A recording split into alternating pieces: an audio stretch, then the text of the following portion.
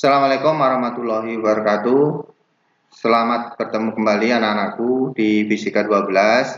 Pada hari ini kita belajar medan magnetik, di mana pada medan magnetik di bab 3 ini ada dua pertemuan, yaitu tatap muka 8 dan tatap muka 9. Pada bab 3 medan magnetik ini sebagai ilustrasi adalah kereta magnetik yang sekarang sudah berkembang di negara-negara maju, di mana pada dasarnya itu yang harus kita kuasai itu pertama medan magnetik di sini, kemudian induksi magnetik, kemudian ketiga gaya magnetik. Konsep ketiga inilah yang nanti akan berlaku di kereta ini, kereta magnetik. Otomatis ketiganya tidak terlepas dari listrik yang sudah kita pelajari pada bab sebelumnya. Yang pertama, pada pertemuan 8 kita mempelajari flux. Apa sih flux itu? Flux adalah garis gaya yang menembus bidang. Karena medan magnet itu berupa garis gaya, jika dihalangi pada bidang, maka bidang itu akan ditembus oleh garis medan itu. Nah, garis-garis yang menembus bidang itu disebut dengan flux ini, di mana nilai flux adalah B kali A kali cos theta. Apa cos theta? Sudut yang terbentuk ini, sudut yang terbentuk dengan bidang. Jika nanti tegak lurus, maka sudutnya 90 derajat. Nah, hal ini dipelajari oleh Faraday yang mengeluarkan hipotesanya berbunyi, jika perubahan medan listrik dapat menimbulkan medan magnetik, maka dibalik, perubahan medan magnetik juga akan menimbulkan listrik. Ini hipotesanya. Dan ini dikembangkan, maka lahirlah yang ada di sini. Medan magnetik di sekitar kawat harus berarus. Ternyata sebuah kawat yang dialiri arus, maka akan timbul yang namanya medan listrik. Arus itu mengalir, ingat, dari potensial tinggi ke potensial rendah. Seandainya A itu potensialnya tinggi, B potensialnya rendah, maka arus akan mengalir dari A ke B. Jika ini dialiri arus, maka daerah-daerah sekitar ini maka akan timbul medan magnetik. Mana? Berarti daerah sini. Ini akan timbul, di sini juga akan timbul. Sehingga sepanjang kawat ini akan dilingkupi oleh garis medan magnetik. Di mana orientasinya, kemana arahnya melingkarnya garis medan magnetik, itu dipelajari pada di sini kaidah tangan kanan.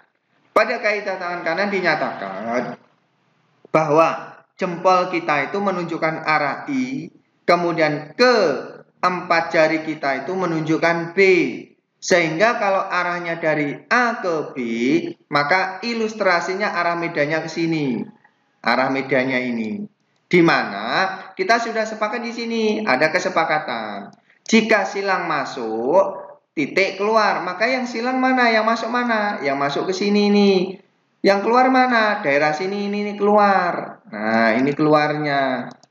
Sehingga sepanjang kawat itu maka akan timbul yang namanya medan magnetik. Ini ilustrasinya. Jadi searah dengan jempol itu arah I, searah dengan empat jari itu B-nya. Begitu juga yang di sini ilustrasi garis atau ilustrasi vektor. Merah ini menunjukkan arus, biru menunjukkan B ini sepanjang kawat itu berarus. Nah, bagaimana kalau tadi sudah kita tunjukkan arus, sekarang berapa besarnya induksi magnetik pada kawat berarus? Tetap sama, potensialnya tinggi A, potensial rendahnya B, sehingga arus mengalir dari A ke B, dari A ke B. Maka sepanjang kawat AB, maka timbul medan magnetik, yang atas keluar, yang bawah masuk. Yang atas keluar, yang bawah masuk. Yang atas keluar, yang bawah masuk. Seandainya ini ada titik P, maka berapa besarnya nilai P? Maka nilai P besarnya itu bisa kita hitung dengan menggunakan ini. B titik P sama dengan mu 0 kali I per 2 pi A. A itu apa? Jarak ini. P itu titik ini. Mu 0 apa? Permeabilitas ruang hampa. Nilainya ini besarnya. Ingat, A-nya dalam satuan meter. Sehingga sepanjang jalannya ini, maka akan timbul yang namanya medan magnetik. Demikian anak-anakku yang bisa saya Bapak sajikan. Silakan meyakinkan pemahaman kalian dengan mengerjakan soal tatap muka 8. Bapak akhiri. Assalamualaikum warahmatullahi wabarakatuh.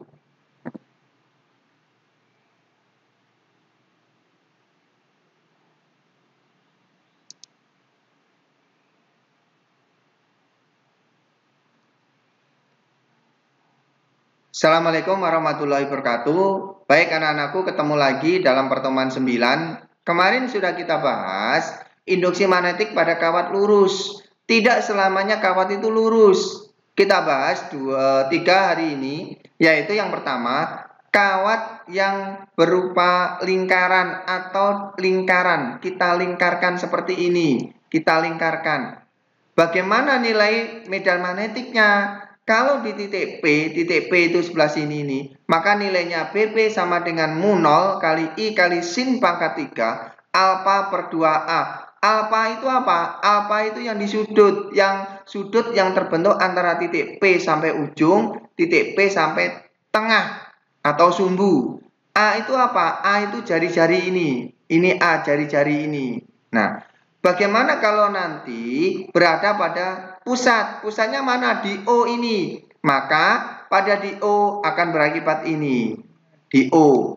Nah, ada lagi. Bagaimana di O tetapi lilitannya bukan hanya satu, banyak. Tinggal nambahin N-nya aja. Maka akan berlaku BP sama dengan mu 0 kali I kali N per 2A. Nah, bagaimana kalau pada solenoide, kawat yang dilingkarkan sepanjang sumbunya ini, maka nilai B-nya ini. B sama dengan mu 0 kali I kali N atau B sama dengan mu 0 kali I kali N per L. Nah, bagaimana kalau pada ujung? Ujung mana? Ujung yang sini atau yang sini? Maka ini BP sama dengan mu 0 kali I N per 2 atau mu 0 I N per 2L. Ilustrasinya seperti apa?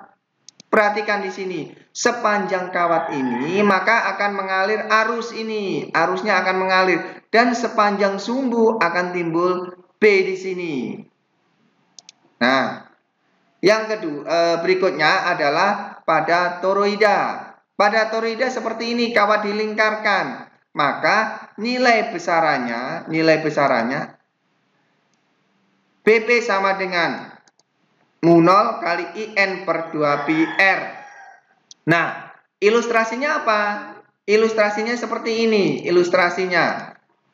Nah, sepanjang kawat ini yang merah itu menunjukkan arus, yang biru menunjukkan B-nya, dia memutar. Jadi sepanjang itu dia akan timbul medan magnetik. Dasar-dasar inilah yang diterapkan untuk pembuatan kereta medan magnetik.